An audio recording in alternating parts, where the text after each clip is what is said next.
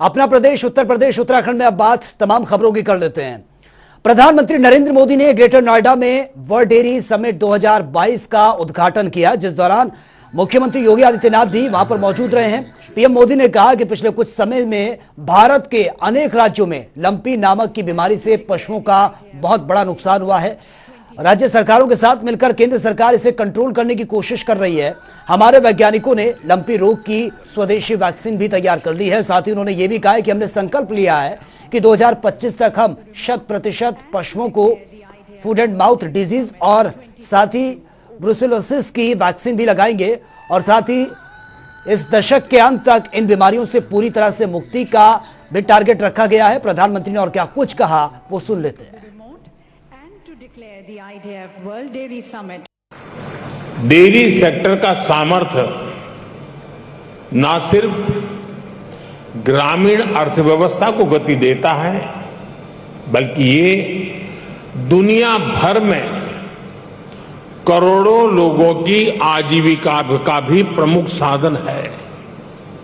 मुझे विश्वास है ये समिट आइडियाज, टेक्नोलॉजी, एक्सपर्टाइज और डेयरी सेक्टर से जुड़ी परंपराओं के स्तर पर एक दूसरे की जानकारी बढ़ाने और एक दूसरे से सीखने में बहुत बड़ी भूमिका निभाएगी।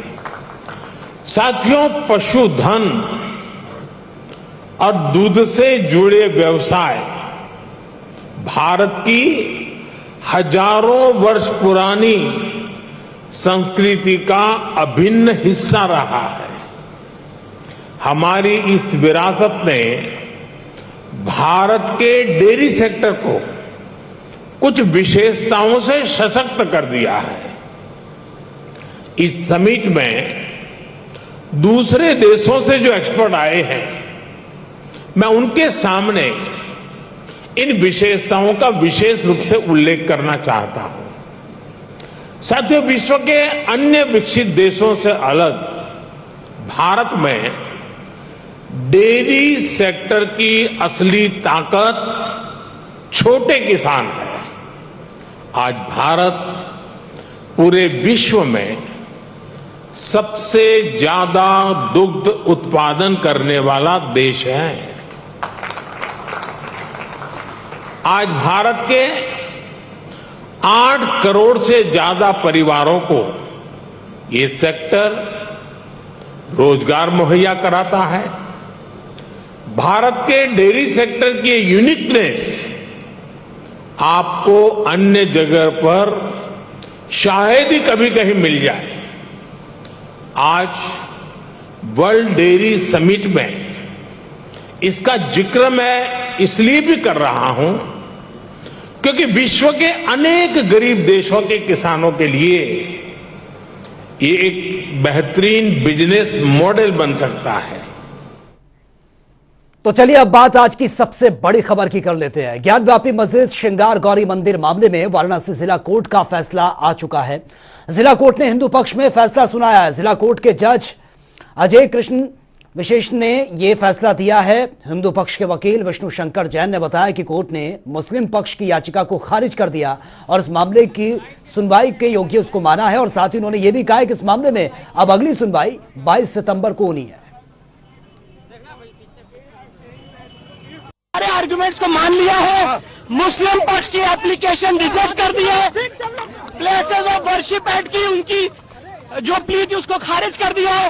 वक्फ एक्ट की प्ली को खारिज कर दिया है। कोर्ट ने कहा है कि सूट मेंटेनेबल है। अब इस मामले की अगली सुनवाई 22/9 को होगी और एविडेंस लीड की जाएगी। इशूज जो मुस्लिम पक्ष की पिटीशन है ऑर्डर 7 रूल 11 की, वो रिजेक्ट कर दी गई है। प्लेसेस ऑफ वर्शिप एक्ट का आर्गुमेंट रिजेक्ट कर दिया है। वक्फ एक्ट का रिजेक्ट कर दिया है। 22/9 आगे अब इस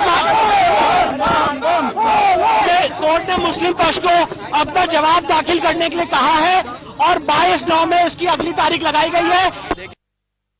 फुहारा नहीं, अगर फुहारा होता तो इसके नीचे क्या है बताए वो हमको। उनके पास कोई सच्चाई नहीं फुहारा होता है तो उनको चला के दिखाना चाहिए था। फुहारा उनको चला के दिखाए नहीं, ना कोई सिस्टम दिखाए, कुछ नहीं दिखाए। अब हम लोग की मुकदमत चलेगा। बहुत खुशी है, आज हम लोग ने इतिहास रच दिया है।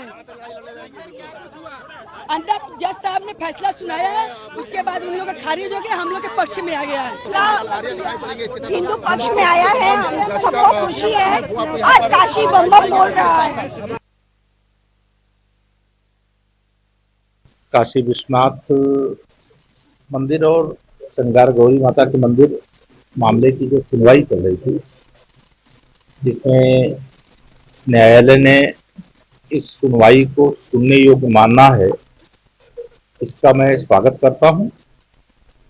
और बाकी न्यायिक प्रक्रिया जैसे चलनी है वैसे चलती रहेगी, लेकिन सभी पक्षों से मैं यह जरूर अपील करूंगा कि इस फैसले का मैं भी स्वागत करता हूं, सब लोग स्वागत करें और किसी भी प्रकार से इस विषय को लेकर के कोई विवाद उत्पन्न करने का काम ना करें। यह एक बहुत साफ सुथरी न्यायिक प्रक्रिया के अंतर्गत जो न्यायालय के सामने विषय रखे गए हैं उसके आधार पर सुनवाई हुई है और सुनवाई के बाद यह सुनने योग्य है कि नहीं है इस विषय को लेकर के फैसला आया और फैसला आने के बाद सभी लोग इसका स्वागत कर। जिस तरीके से अदालत का ये फैसला आया है, मैं अदालत के फैसले का सम्मान करता हूँ, मैं भारतीय अदलिया का एहतराम करता हूँ। मगर मैं बार बार ये बात कह रहा हूँ कि मंदिर, मस्जिद, गुरुद्वारा, इमामबाड़ा, सैनिगाह या चर्च हो, इसको ये सब आस्था के केंद्र हैं। यहाँ के ऊपर इंसान मन की शांति के लिए जाता है और यहाँ के ऊपर इंसान इसलिए जाता है ताकि उसके जहन को सुकून मिले।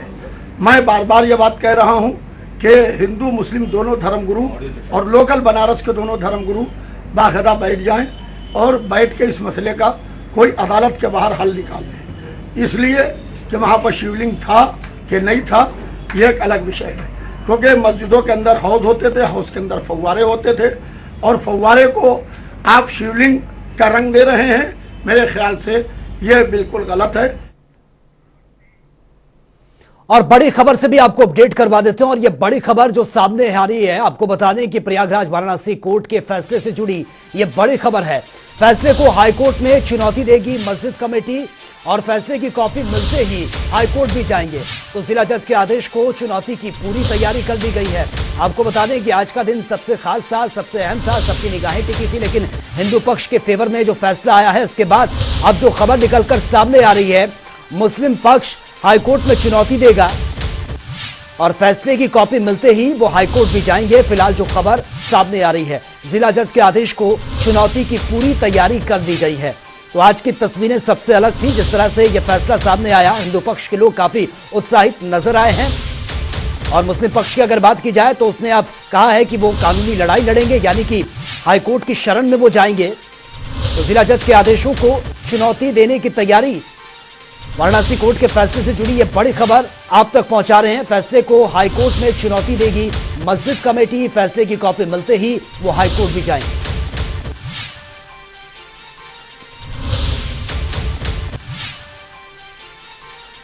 तो ये बड़ी खबर से आपको अपडेट करा रहे हैं।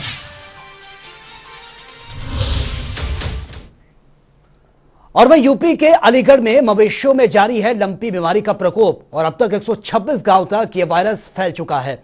और आपको बता दें कि पशुपालन विभाग के 38 टीमें वैक्सीनेशन चला रही हैं और आपको यह भी बता दें कि अभी तक इस बीमारी की चपेट में 4,099 पशु इसकी चपेट में आ चुके हैं। 41 पशुओं की मौत की खबर है, जबकि 650 पशु पूरी तरह से ठीक हो चुके हैं।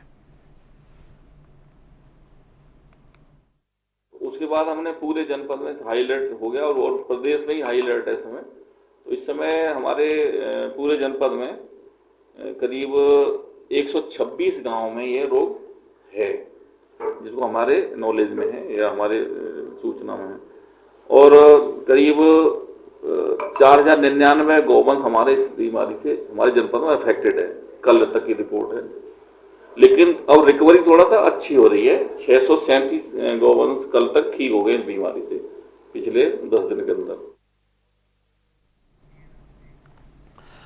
आगरा रेल डिवीजन से गुजरने वाली एक्सप्रेस ट्रेनों के ठहराव में बड़ा बदलाव किया गया है।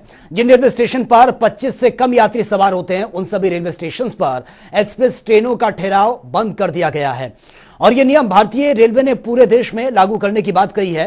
रेल मंत्रालय के मुताबिक जिन रेलवे स्टेशन पर एक्सप्रेस ट्रेनों में 20 से कम यात्री सवार होते हैं, उनको रोजाना की टिकट विक्रय से होने वाली आय 15,000 से कम है। और यह भी बताया जा रहा है कि कई रेलवे स्टेशन ऐसे हैं जहां पर सिर्फ चुनिंदा यात्री ही ट्रेनों में सफर करते हैं, जिससे रेलवे को प्रति माह लाखों रुपए का नुकसान भी होता है। और ऐसे में बोर्ड के इस निर्णय से ईदगाह और राजा की मंडी जैसे स्टेशन पर भी इसका असर पड़ सकता है।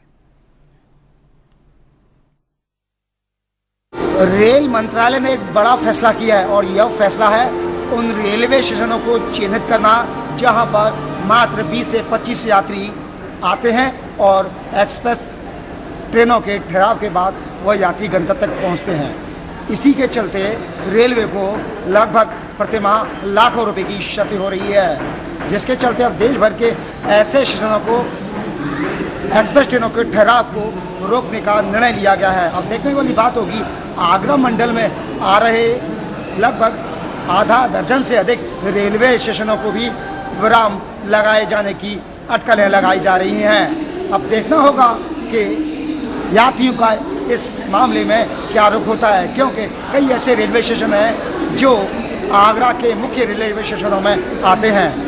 प्रदीप रावत, जनता टीवी, आगरा।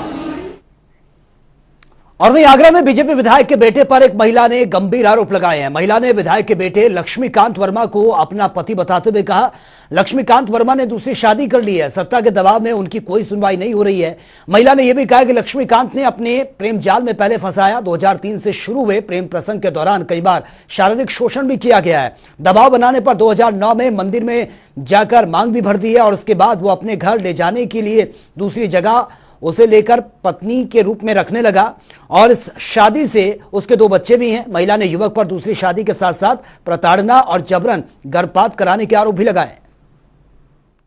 क्योंकि हिंदू एक्ट में दो शादियां लीगल नहीं है, तो इसने 2 शादियां कर रखी हैं। एक शादी जो सोनू कटारिया के साथ कर रखी है, उसको जायज इसने हक दिया हुआ है, मान सम्मान, घर परिवार में रहती है। उसके नाम कोल्ड स्टोर है, कोल्ड स्टोर कह रही हूँ, उसके नाम पेट्रोल पंप है और वो बाकायदा समाज में उसको वो देकर, सामाजिक वो देकर वो समाज में उसका वो है। और मेरे को ना सामाजिक तौर पे कोई सम्मान है, ना मेरे बच्चों की कोई केयर है।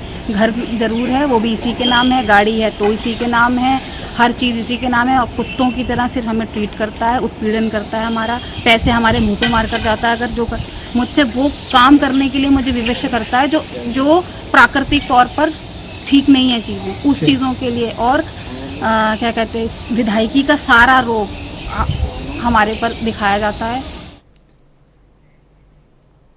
और लखनऊ में एक बार फिर से किसान और एयरपोर्ट अथॉरिटी में नोकझोंक हुई है। शहीद पथ को एयरपोर्ट से जोड़ने वाली एलिवेटेड रोड को अथॉरिटी की ओर से विवादित जमीन से निकालने का यह मामला सामने आया है। बेसहा, रहीमाबाद, भक्ति खेड़ा, चिलवास सहित कई गांव के सैकड़ों किसानों ने एयरपोर्ट अथॉरिटी का बुलडोजर रुकवा दिया है। किसानों का यह भी आरोप है कि मामला हाईकोर्ट में विचाराधीन होने के बाद भी जबरन एयरपोर्ट अथॉरिटी उनकी जमीन पर एक्वायर करने की कोशिश कर रही है। फिलहाल पुलिस ने बीच बचाव कर काम को रुकवा दिया है और किसानों का गुस्सा भी शांत करवा दिया गया है। और योगी सरकार पर मदरसों के सर्वे को लेकर यूपी एआईएमआईएम अध्यक्ष शौकत अली ने गंभीर आरोप लगाए हैं। देवबंद में आयोजित अपनी पार्टी सम्मेलन के दौरान उन्होंने कार्यकर्ताओं को संबोधित करते हुए कहा, योगी सरकार मदरसों के सर्वे के नाम पर मुसलमानों को डराने का काम कर रही है। मुसलमानों के फंडामेंटल राइट्स का हनन किया जा रहा है। आगे उन्होंने योगी सरकार से अपील करते हुए कहा है कि सरकार को मदरसों के सर्वे से पहले सभी धर्मों के धार्मिक और शिक्षण संस्थानों का सर्वे भी करवाना चाहिए। पार्टी के इसी सम्मेलन में उन्होंने कार्यकर्ताओं से लोकल बॉडी चुनाव की तैयारी में लगने के लिए कह दिया है।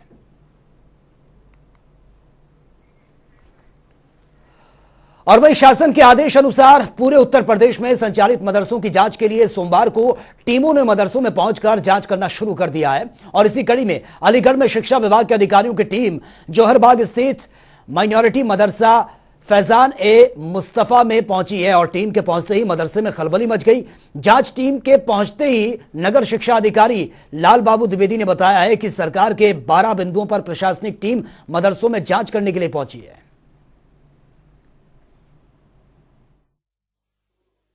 मदरसा तो अभी तक तो पाँचवीं लेवल के बच्चे भी हैं, थोड़ा कुछ ज़्यादा भी हैं, और जिसके लिए हम लोग कोशिश में हैं कि आगे हम और मान्यता ले लें, 8वीं तक का ले लें या हाई स्कूल तक का ले लें, इंटर तक का मदरसा बोर्ड से, तहतानिया, फ़ौक़ानिया, आलिया। इसके लिए हमारी और सहूलत हो जाएगी तो उसके लिए भी हम कोशिश करेंगे। इससे बेनिफिट ये होगा कि ये गरीब बच्चे जो यहाँ मदरसे में पढ़ रहे हैं या गरीब असातिज़ा जिनकी तनख्वाह बहुत कम है, उनकी मदद गवर्नमेंट कर सकती है। अगर मालूम हो जाएगा कि कितने बच्चे कैसे हैं, किस तरह से परेशान हाल हैं, कैसे असातिज़ा परेशान हैं, बच्चे परेशान हैं, गवर्नमेंट की नज़र में होगा तो गवर्नमेंट उनकी मदद कर सकती है। गवर्नमेंट द्वारा निर्देश दिया गया है कि गैर मान्यता प्राप्त जो मदरसे हैं उनके 12 बिंदुओं पर 12 पैरामीटर्स पे उनके डाटा हमें कलेक्ट करना है। तो उसके तहत ही हम यहाँ डाटा कलेक्ट करने आए थे। फैजानी मुस्तफ़ा जोहराबाग में, मदरसे का नाम है फैजानी मुस्तफ़ा, जोहराबाग अलीगढ़ में स्थित है। इस मदरसे का संचालन एक सोसाइटी द्वारा किया जाता है और इनके द्वारा बताया गया कि वक्फ की ज़मीन है और बाकी एक हॉल है 40 बाई 70 फीट का, उसी में बच्चों को पढ़ाते हैं लोग। और मुख्यमंत्री पुष्कर सिंह धामी ने पुलिस कर्मियों की मांगों का समाधान निकाल लिया है। सचिवालय पहुंचे मुख्यमंत्री पुष्कर सिंह धामी ने कहा है कि लंबे समय से पुलिस परिजन ग्रेड पे लागू करने की मांग कर रहे थे, जिसके बीच का रास्ता निकालते हुए प्रमोशन की व्यवस्था बनाई गई है, जिसमें किसी भी कर्मचारी को परेशानी ना हो, उन्हें आगे बढ़ा हुआ वेतनमान मिल सके। सीएम धामी यूकेएसएस-एससी के मामले में भी उन्होंने बात की है। उन्होंने कहा है कि यूकेएसएस-एससी की परीक्षाओं को दूसरे के जरिए से करवाने का फैसला भी युवाओं के हित में है, क्योंकि लगातार परीक्षाओं में धांधली की शिकायतें मिल रही थी, जिसके बाद यह फैसला लिया गया।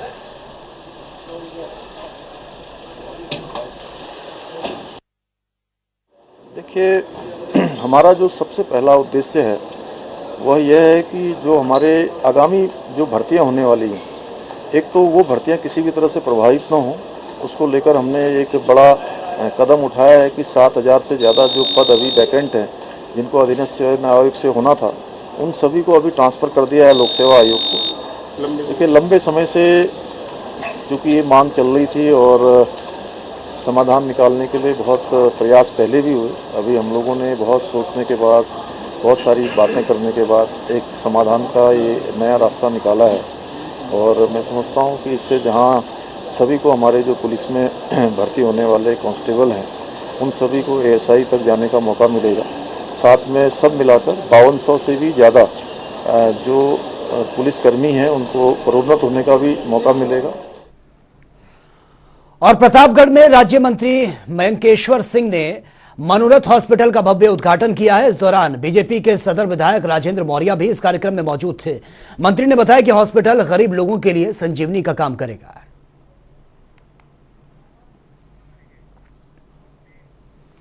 और वे इटावा पहुंचे बीजेपी सांसद साक्षी महाराज ने बड़ा बयान दिया है। इटावा ज्ञानवापी मस्जिद के ऊपर आज आने वाले फैसले पर साक्षी महाराज ने कहा है, जो फैसला आज आया है उस पर उन्होंने कहा है कि महादेव भगवान शिव सबसे बुद्धि प्रदाता हैं और मुझे लगता है कि फैसला हम लोगों के पक्ष में ही आएगा। हालांकि फैसला आ चुका है और साथ ही उन्होंने ये भी कहा है कि हम लोगों को न्यायालय पर पूरा भरोसा है। यूपी सरकार के द्वारा मदरसों की जांच करवाए जाने पर उन्होंने ये भी कहा है कि मदरसे आतंक के अड्डे बन चुके हैं, सरकार जांच करवा रही है। योगी जी का हृदय से धन्यवाद करता हूं।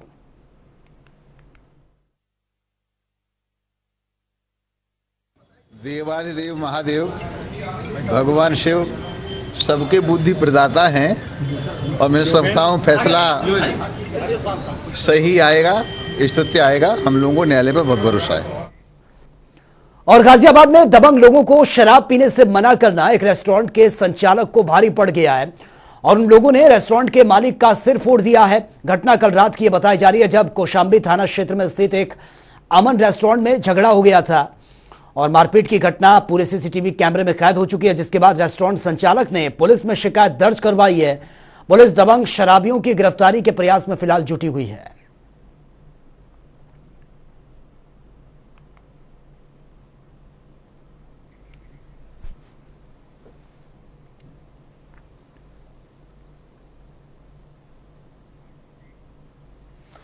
और वही मुख्यमंत्री पुष्कर सिंह धामी ने पुलिसकर्मियों की मांगों का समाधान निकाल लिया है। सचिवालय पहुंचे मुख्यमंत्री पुष्कर सिंह धामी ने कहा कि लंबे समय से पुलिस परिजन ग्रेड पे लागू करने की मांग कर रहे थे, जिसके लिए बीच का रास्ता निकालते हुए प्रमोशन की व्यवस्था बनाई गई है, जिससे किसी भी कर्मचारी को परेशानी का सामना ना करना पड़े और बढ़ा हुआ वेतनमान उनको मिल सके।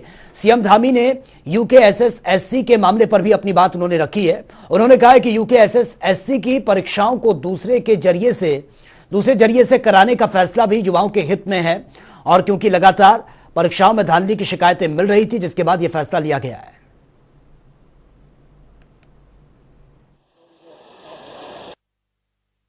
देखिए, हमारा जो सबसे पहला उद्देश्य है वह यह है कि जो हमारे आगामी जो भर्तियां होने वाली हैं, एक तो वो भर्तियां किसी भी तरह से प्रभावित ना हों, उसको लेकर हमने एक बड़ा कदम उठाया है कि 7,000 से ज़्यादा जो पद अभी वैकेंट हैं, जिनको अधीनस्थ चयन आयोग से होना था, उन सभी को अभी ट्रांसफ़र कर दिया है लोक सेवा आयोग को। देखिए, लंबे समय से चूँकि ये मांग चल रही थी और समाधान निकालने के लिए बहुत प्रयास पहले भी हुए। अभी हम लोगों ने बहुत सोचने के बाद, बहुत सारी बातें करने के बाद एक समाधान का ये नया रास्ता निकाला है, और मैं समझता हूँ कि इससे जहाँ सभी को हमारे जो पुलिस में भर्ती होने वाले कांस्टेबल हैं, उन सभी को एएसआई तक जाने का मौका मिलेगा।